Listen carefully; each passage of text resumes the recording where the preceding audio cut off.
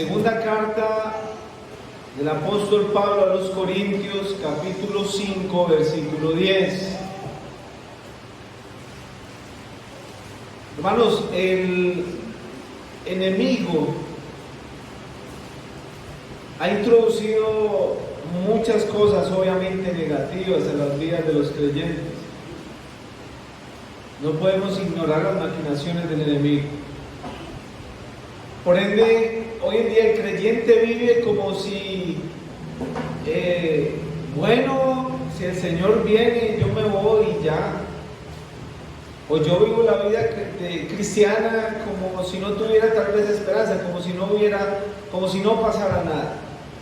En muchas partes a muchas personas les pasa.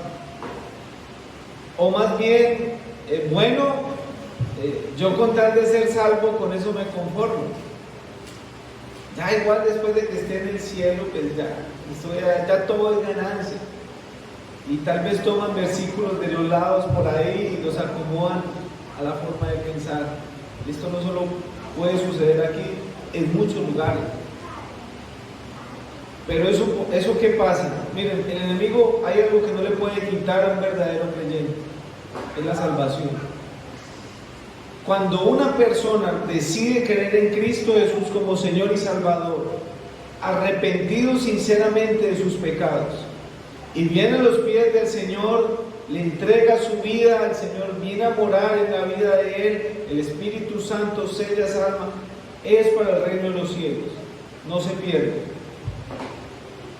Pero el enemigo no se va a quedar contento con eso, dice, ya esa alma no la puedo tener, pero voy a tratar de obstaculizarle su vida como cristiano, para que no dé fruto, para que no ejerza algún ministerio, para que no avance, para que tenga muchísimos contratiempos, porque es nuestro enemigo.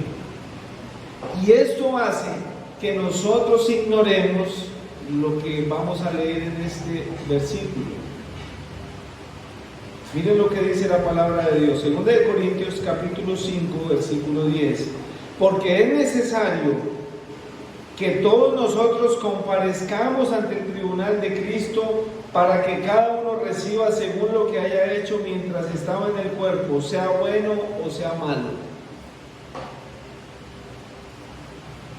Este tribunal no es para decir quién se salva y quién se condena, no. Este tribunal es para recompensar según la obra del creyente.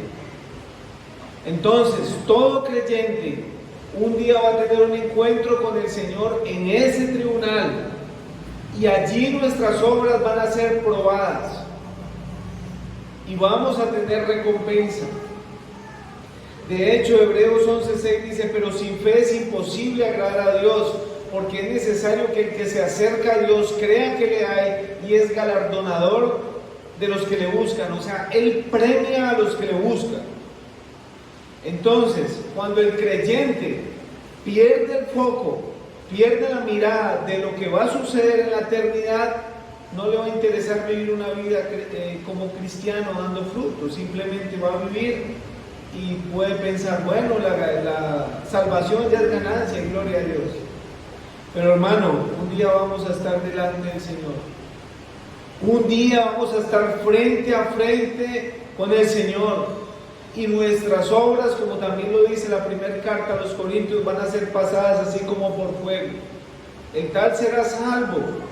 Pero si la obra de aquellos que edificaron madera, heno, hojarasca, se quemara, el tal sufrirá pérdidas. Entonces yo creo que delante del Señor no queremos que hayan pérdidas. Queremos que cuando nuestra obra pase por fuego, sea como el oro, plata o las piedras preciosas, y por el fuego se refina. Amén. Entonces, la invitación en esta hora, para todos los que hemos creído en el Señor, es que todavía nos queda poco tiempo aquí en la tierra, relativamente es poco tiempo, poquísimo tiempo. Y un día el Señor va a estar frente a nosotros. ¿Qué le vamos a llevar? ¿Qué vamos a hacer aquí en la tierra? No olvidemos, hermanos, que vamos a tener recompensas aquí. Y el tema no es el tribunal de Cristo. El tema es que el Señor en su palabra habla de unas coronas que vamos a recibir de una forma figurada. Lo plantea casi la mayoría de las veces el apóstol Pablo, y también el apóstol Pedro habla sobre ello. Entonces vamos a hablar de las coronas. Yo creo, hermanos, que el día que decidimos seguir al Señor no fue solo para creer en Él como nuestro Salvador y dejarlo hasta ahí. Yo creo que decidimos creer en Él no solo como nuestro Salvador, sino como nuestro Señor, como nuestro amo, como nuestro soberano. Y de ahí en adelante lo que Él ordene está bien para mi vida. Como primero encontramos la corona de vida, carta de Santiago, una carta general, capítulo 1, versículo 12. Quiero que me acompañen allí. Los que no tengan Biblia, no se preocupen, se pueden apoyar aquí en el video, pero espero que la mayoría con su Biblia en mano me acompañen. Epístola de Santiago, capítulo 1, versículo 12. Dice: bienaventurado el varón que soporta la tentación, porque cuando haya resistido la prueba, sí, recibirá la corona de vida que Dios ha prometido a los que le aman. Y la primera corona que encontramos aquí es la corona de vida. Pero es para quienes. O sea, miren, hermanos, en nuestro caminar como creyentes, toda persona, para obtener un logro, un premio, un reconocimiento, un diploma, ¿qué tiene que hacer? Tiene que esforzarse, tiene que trabajar. Es lo más lógico, ¿cierto? En la vida cristiana no es la excepción. No, yo ya soy hijo de Dios, Dios me lo da porque yo soy hijo de Él. No. Es lo mismo. Entonces, aquí se habla de una corona de vida que van a recibir ¿quiénes? Primero dice: bienaventurado, dichoso, feliz, felicísimo, 1000 veces bendecido el varón que soporta la tentación. Para recibir esta corona, obviamente cuando aquí menciona la palabra varón, habla del género humano. No quiere decir, las damas no pueden decir: uy, de la que me salvé, eso es para los hombres. Es para todo aquel que ha creído en el Señor como Salvador de su vida. Entonces, bienaventurado el que soporta. Soporta quiere decir llevar carga o peso sobre sí mismo, tolerar, aguantar. Bienaventurado aquel que tolera, que soporta, que aguanta, que lleva tras sí una tentación, porque cuando haya resistido, y la palabra resistir es aguantar, soportar, muy parecido, mantenerse sin ceder, recibirá la corona. En otras palabras, más textuales, aquella persona que aguanta, que si le toca sufrir, sufre, que si le toca aguantar, soportar, cargar, y soporta ese sufrimiento y pasa la prueba, recibirá esa corona. La palabra también nos dice que el Señor no nos va a dar ninguna tentación o ninguna prueba, más bien que no podamos soportar, porque Él nos da la fuerza para soportarlo. Y yo creo que la mayoría hemos pasado por pruebas, o pasaremos, o estamos pasando, o vamos a seguir pasando. Pero recordemos, sí, hermanos, hay una corona, hay una recompensa, hay un galardón. Servirle al Señor no es como servir y como que, bueno, Dios de pronto se acuerda de mí. No, el Señor no es deudor de nadie. De hecho, el Señor dijo que aunque le dieran un vaso de agua a alguno de ellos, iba a tener una recompensa. ¿Cuánto más aquellos que nos esforzamos y seguimos, no siendo perfectos, pero esforzamos y colocamos toda nuestra vida, nuestras debilidades delante del Señor, porque Él es el único que nos ayuda a cargarlo? De hecho, nuestro Señor Jesucristo dice que aprended de mí, que soy manso y humilde de corazón. Llevad mi yugo, dice el Señor. Hermanos, hay una recompensa.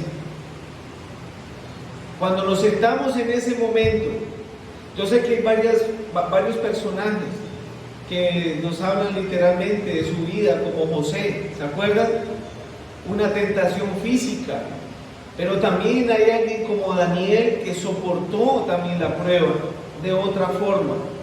Y tal vez podemos ser tentados en muchas áreas, tanto las hermanas como los hermanos, pero para todos tenemos la misma regla, la misma norma: soportemos, aguantemos, seamos fieles, seamos firmes. Pasará la prueba y el Señor va a premiar nuestra fidelidad. Amén. La corona de vida. Seguidamente encontramos la corona incorruptible. Y esa está en la primera carta a los Corintios, capítulo 9, versículo 25. Primera carta a los Corintios, capítulo 9, versículo 25. Dice la palabra del Señor: todo aquel que lucha, de todo se abstiene. Ellos a la verdad para recibir una corona corruptible, pero nosotros una incorruptible. Aquí el apóstol Pablo está hablando obviamente en términos olímpicos y dice que todo aquel que lucha. La lucha obviamente es un deporte, aún se practica, desde ese tiempo ya se practicaba, y era una pelea de dos contendientes que se esforzaban por derribar a un contrario. Esa es una pelea de lucha, cuerpo a cuerpo. Entonces, aquí el apóstol está diciendo algo. Miren, esas personas que luchan, que se esfuerzan por tumbar, por derribar al oponente, por mantenerlo un tiempo, unos minutos o segundos, tal vez detenido en el piso hasta que se rinda, ganan. ¿Y qué recibían esas personas? Miren, habían varias coronas en este tiempo. Una corona era cuando se casaban, cuando para los novios normalmente se hacían coronas de flores muy bonitas, flores de colores pastel, flores bonitas, delicadas. Para los reyes también se tenían coronas, la mayoría de oros, con piedras preciosas, en fin. Para los deportistas, la corona era como una guirnalda de laurel. Era algo sencillo, realmente. No era algo que para nuestro tiempo digamos, yo quisiera ganarme esa corona. No, era realmente una planta verde tejida, pero cuando ese deportista ganaba y lo subían al podio y le colocaban esa corona, era lo máximo para esa persona. O sea, era una persona de reconocimiento. Era una persona que lo paseaban por la ciudad y al verlo con la corona, ese es el campeón, ese es el que ganó, ese es el que se destaca, ese es el mejor, ocupó el primer puesto. Y Pablo, colocando ese ejemplo físico, le dice a los hermanos: miren, todos esos que luchan, de todo se abstienen. Ellos se abstienen para ganar algo que es corruptible, o sea, algo que se daña, algo que es perecedero.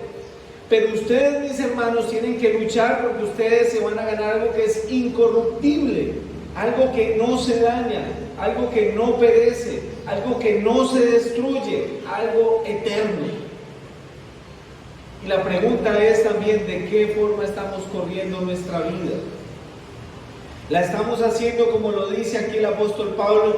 Todo aquel que lucha, de todo se abstiene. Estos deportistas, hermanos, se tienen que abstener de muchas cosas. Hoy día lo podemos ver a nuestro alrededor. Los deportistas de alto rendimiento, ¿qué tienen que hacer? Ellos tienen que vivir en un club, instalaciones adecuadas para su entrenamiento, se tienen que apartar de familia, se tienen que abstener de amigos, ellos tienen que dormir ciertas horas, no pueden trasnochar, ellos tienen que entrenar cierta cantidad de tiempo.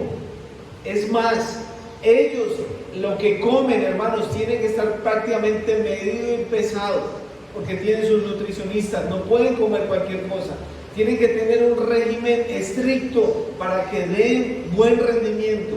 Todos esos que luchan, todos esos que practican algo, se tienen que abstener de algo. Ahora nosotros como creyentes, ¿de qué nos debemos de abstener? Hermanos, cada vez que estas personas salen a algún encuentro deportivo, son minutos y dependiendo del deporte, segundos. Es un momento, ellos se tienen que abstener durante un tiempo en su entrenamiento, día tras día, hora tras hora, meses tras meses, y corren una carrera y les dan una medalla, un trofeo que cuelgan en la pared y ya no más. El día de mañana eso ya pasa a la historia, eso se va a dañar. Pero nosotros no podemos correr pensando en algo que se va a perecer. Es más, si personas lo hacen por un deporte que perece, ¿cuánto más nosotros como creyentes debemos de correr nuestra carrera, absteniéndonos de muchas cosas negativas, perversas y malas de este mundo para obtener un galardón eterno? Si un deportista de esos exhibía con orgullo su galardón, ¿cuánto más nosotros, hermanos, debemos de pensar en eso? Pensar en esa corona incorruptible. Cuando estemos allá, podemos decir, valió la pena decir no, valió la pena guardarnos de este mundo, valió la pena no hacer lo que el mundo hace, valió la pena congregarme, valió la pena orar, valió la pena leer, valió la pena dejar este mundo, valió la pena dejar los apegos de este mundo, porque el que lucha para Cristo se debe abstener de esto, hermano. El Señor debe ser el primero en nuestras vidas. Si no lo es, somos unos idólatras. Es lo que dice la Escritura. Cuando algo ocupa el primer lugar en nuestra vida y no es el Señor, eso se llama idolatría. Y debemos de abstenernos de eso. Pero pensemos en que no me abstengo, o sea, es pobre a veces el pensamiento de muchas personas. No, es que me toca abstenerme como si estuviera obligado, o porque los hermanos, o porque es que yo quisiera, pero no lo hago porque me ven, o porque no, es de corazón, entendiendo, hermanos, que es que vamos a tener una recompensa eterna. Es eterno. Decía un predicador, llorando en los últimos días de su vida, que le preguntaron qué le hubiera gustado hacer más, o qué le faltó hacer, y él llorando decía, hubiera querido orar más, hubiera querido leer más, hubiera querido haber tenido más tiempo para el Señor, y era una eminencia de predicador. Hace poco hablábamos con un hermano, y el hermano en su servicio, todo activo, todo contento, y él para y reflexiona y dice, hermano, tanto tiempo que desperdicié en mi vida sin Cristo, ¿cuánto tiempo le hubiera servido? Y qué bueno que si empezamos desde ahora, o si ya hemos empezado, tengamos el mismo sentido, hermanos. No importa, pero si hemos desperdiciado el tiempo, pero desde ahora en adelante, qué bueno que nos abstengamos de muchas cosas y luchemos por una corona incorruptible, imperecedera. Amén. La tercera corona que encuentro está en Tesalonicenses, la corona del gozo. La corona del gozo. Primero los Tesalonicenses capítulo 2 verso 19. Dice la palabra del Señor: porque ¿cuál es nuestra esperanza o gozo o corona de que me gloríe? ¿No lo sois vosotros delante de vuestro Señor Jesucristo en su venida?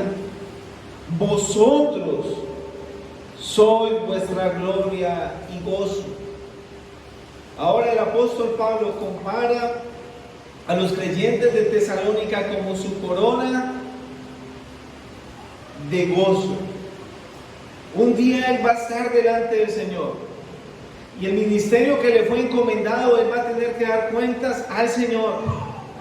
Y él muchas veces, cuando lo escribe también a los Corintios, allí en el capítulo 16, si no estoy mal terminando, dice que él les dice que examinaos, que no vaya a ser que hayan corrido en vano, que lo que él había escrito se haya perdido. Pero por otro lado también cuando escribe aquí, qué bueno él está pensando, bueno, cuando esté delante de mi Señor, ustedes van a ser mi corona. Va a ser como los frutos que Él dé. Ustedes van a ser lo que yo le voy a presentar delante al Señor.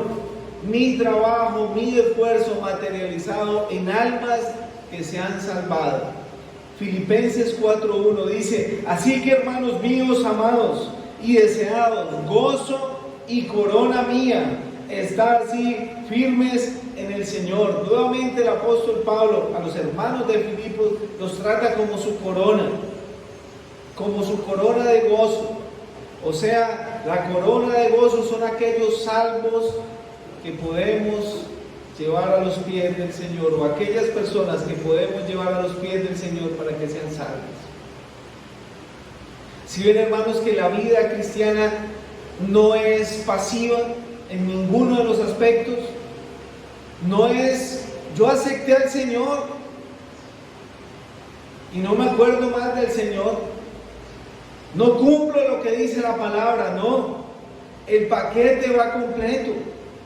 Así como el Señor nos salvó, también nos puso a un trabajo, a una obra, nos puso a esforzarnos, a mantenernos sosteniendo, reteniendo, apartándonos del mundo, pero también nos pone al trabajo de la obra, y eso le concierne a todo creyente.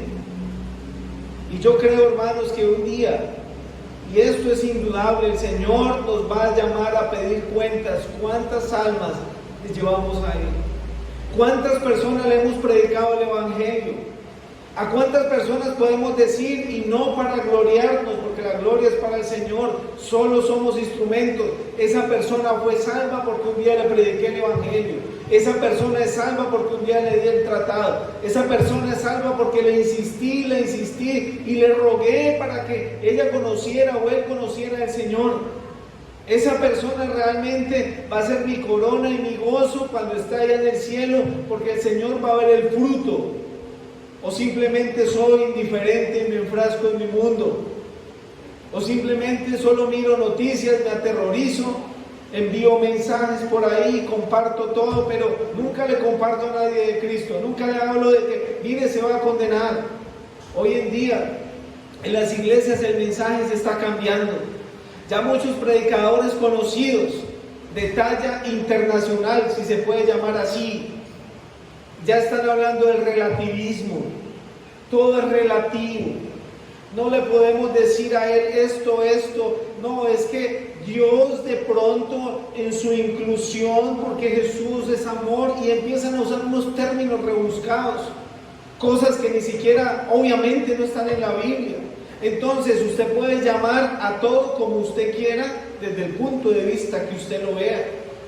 Si usted ve esto y le dice cuaderno, y si su amigo le dice eso es un lápiz, usted tiene que decirle sí, es correcto, eso es relativo. Si usted lo ve como un lápiz, esto es un lápiz. Entonces también queremos coger la Biblia y pensar de la misma forma, y no llamarle al pecado pecado, ni a lo malo malo, sino que Dios es amor, y Dios en su misericordia, porque Él es amor, Él salva a todo el mundo. Y no es lo que dice la Escritura. La Escritura sí dice que es amor, y ese amor no lo entiende casi ninguna persona, porque es tan grande su amor que es incomprensible. Pero podemos ver en la cruz que Él ama a todo el que se quiera acercar a Él, y Jesús paga por los pecados, los hace efectivos cuando una persona se arrepiente. Pero también, por otro lado, vemos la justicia de Dios. Aquellos que se burlan del Señor, aquellos que rechazan al Señor, aquellos que odian al Señor porque quieren vivir en sus delitos y pecados y no quieren aceptar que están equivocados, van derecho al infierno. Pero no se les puede decir, oye, estás pecando porque usted me está acusando, usted es un homofóbico, usted no tiene por qué, si Dios es amor, si Dios me quiere así, yo voy al cielo. Eso no es lo que dice la Escritura. El Señor murió por todos, pero no todos van a ser salvos, porque la mayoría no quieren ir al Señor. Pero el creyente está llamado a que lo haga efectivo. Nosotros somos los únicos, hermanos, no los que estamos aquí solamente, todos los creyentes de todo lugar que han creído en Cristo Jesús como Señor y Salvador, somos los únicos que podemos llevarle esa verdad a una persona. y decirle, mire, Jesús te ama y te salva, pero si lo rechazas también te condena porque Él es justo. Pablo en muchas ocasiones les predicó a muchas personas. Unos le escuchaban de buena gana. De hecho, hubieron lugares donde él se tuvo que quedar un año enseñándoles muchos, pero muchos le rechazaron.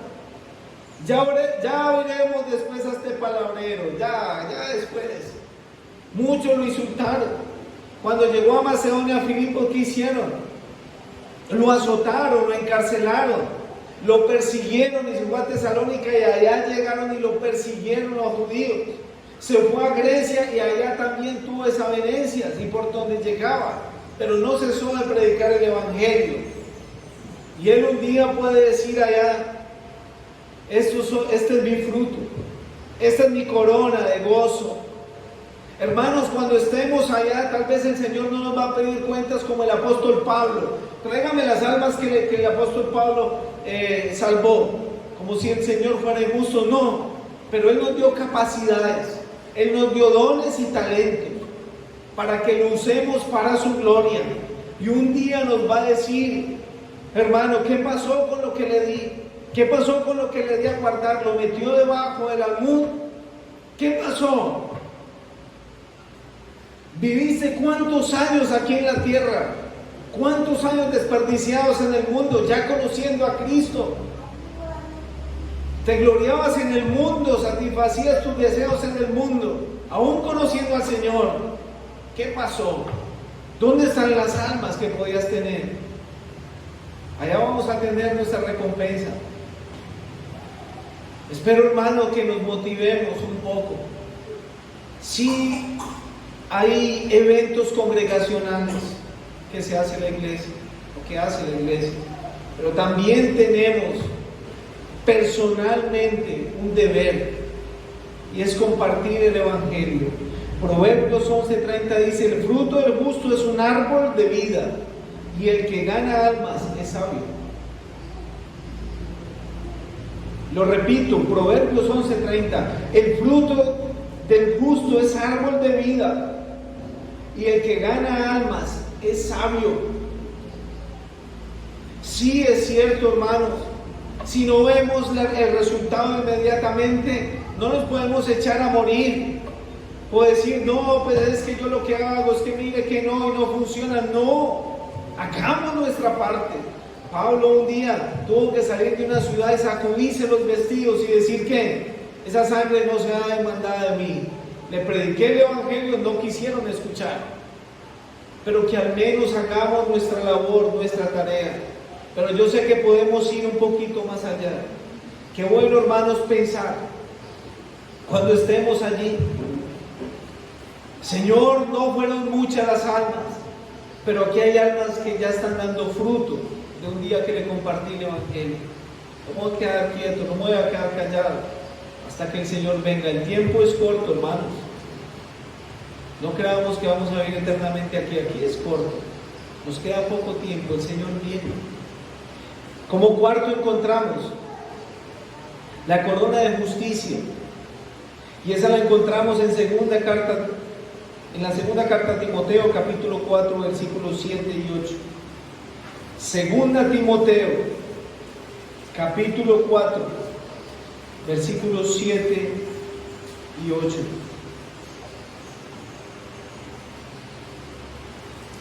Dice nuevamente el apóstol Pablo, escribiéndole a Timoteo, he peleado la buena batalla, he acabado la carrera, he guardado la fe. Por lo demás, me está guardada la corona de justicia, la cual me dará el Señor juez justo en aquel día, y no solo a mí, sino también a todos los que aman su venida. La corona de justicia.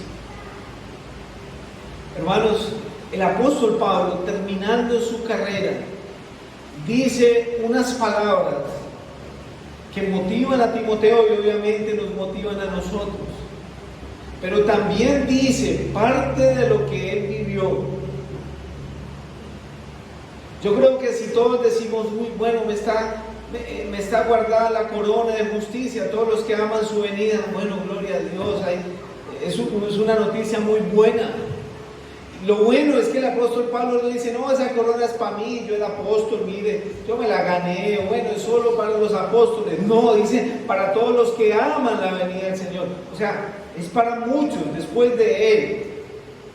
Pero Él dice algo: he peleado la buena batalla.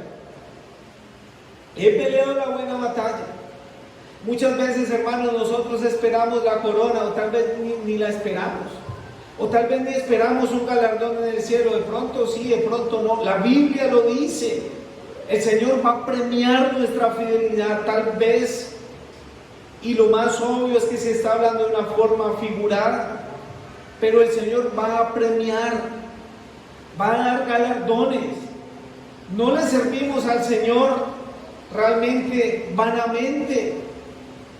Pongámonos a pensar esto.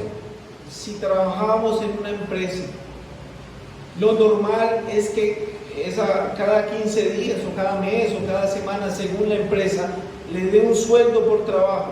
¿Es lo lógico? ¿Es lo justo? Claro que sí. Si eso lo hace un impío, una persona que no conoce de Dios, y le paga su sueldo puntual, ¿cuánto más el Señor nos va a recompensar por el servicio aquí en la tierra? Y no es que Él nos tenga que recompensar, no es que Él nos vaya a pagar y trabajemos interesadamente, es que Él lo dice en su palabra, Él lo prometió. Así que, hermanos, el trabajo no es en vano. Pero Pablo dice: he peleado la buena batalla, he acabado la carrera, he guardado la fe. Hermano, hermana, las hermanas, los hermanos que tienen más edad, ¿pueden decir eso? He peleado la buena batalla, he acabado la carrera, he guardado la fe. ¿Sí lo pueden decir, hermanos? Si lo pueden decir, gloria a Dios. Nosotros pensamos en eso.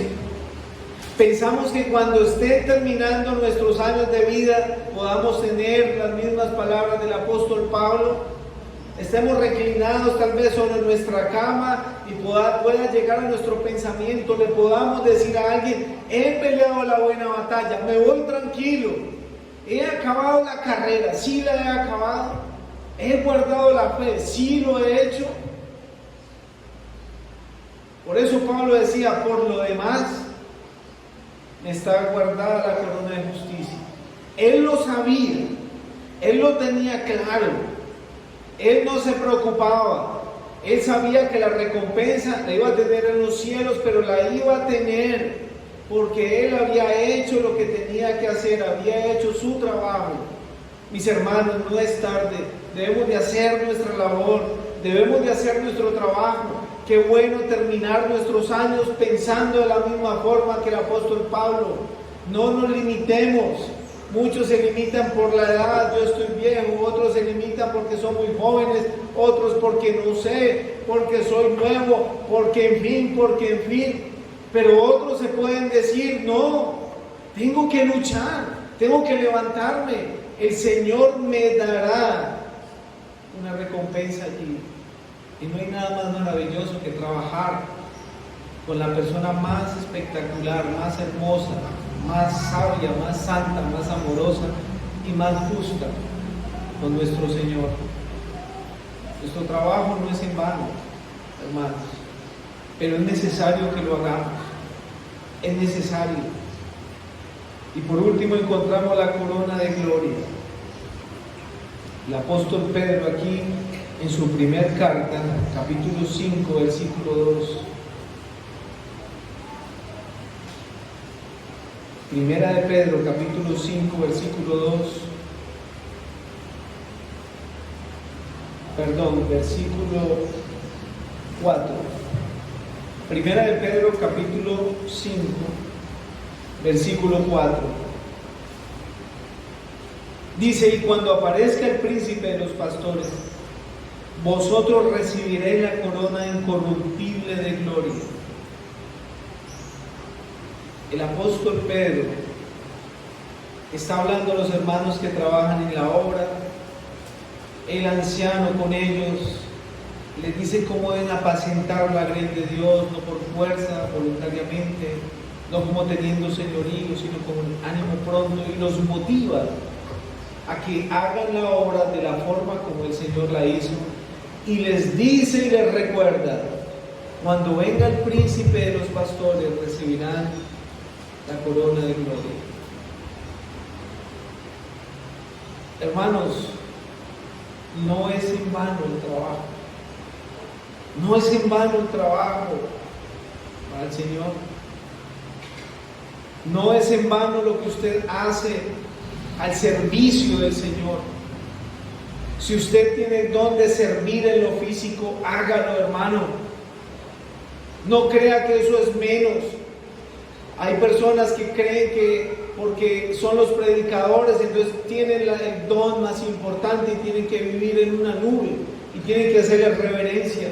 No, es una función muy importante, pero el don se lo ha dado el Señor. El hermano que exhorta, hágalo. El hermano que reparte con liberalidad, hágalo. El hermano que preside, hágalo. El hermano que comparte las buenas nuevas, hágalo. El hermano que enseña la palabra, enséñela. Pero hermanos, no nos quedemos quietos. No nos quedemos quietos. Hay personas que están sedientas del Evangelio. No crean, hermanos, que porque muchas veces estamos con casi los mismos que les compartimos el Evangelio, que ya son conchudos, que ya tienen ese corazón duro y no quieren escuchar. Hay personas que nunca más quieren escuchar el Evangelio. Hay personas que quieren escuchar el Evangelio de verdad y no conocen la palabra de verdad, más en estos tiempos de apostasía, más en estos tiempos donde no quieren escuchar el Evangelio, más en estos tiempos donde muchos tienen comezón de oír y se amontonarán maestros conforme a sus propias concupiscencias, se apartarán de la verdad del oído. Es ahí donde la iglesia debe actuar y debe ir a servir en el don que el Señor le ha colocado. También hay recompensa para ello. Hermanos, no olvidemos, quiero concluir con esto, que vivir una vida como cristiano es solo ir y me congrego, y eso que a veces, y salgo y ya, y me olvido y solo me acuerdo cuando tengo que ir, desempolvo la Biblia y ahí sí voy y me congrego, y eso es ser cristiano, eso es ser religioso. Eso no tiene nada que ver con el Señor. Y a los religiosos fue de las personas que el Señor más fue severo, fue duro y fue contundente contra ellos, porque son personas que van a estar en el infierno. Y el Señor fue claro: la vida como cristiano se basa en que Cristo es mi Señor, Cristo es mi Salvador, Cristo es mi Rey, Cristo es mi amo, Él es mi todo, Él es mi Señor, y aunque tenga y pase por dificultades y cosas, me agarro de la mano y supero todo con Él. Sí, muchas veces salimos rasguñados, lacerados y la armadura sale rota de una prueba, pero seguimos y confiamos en Él y Él nos restaura para que sigamos trabajando, actuando y viviendo para su gloria. La vida del creyente no es pasiva, es una vida activa, porque el que nos dirige es nuestro Salvador. El Señor le dice en Apocalipsis 3:11 a una iglesia en general: he aquí yo vengo pronto, retén lo que tienen para que ninguno tome tu corona. Así que, hermanos, lo que el Señor nos ha dado, retengámoslo firmemente, pongámoslo en las manos del Señor y el Señor hará. El Señor bendiga su palabra.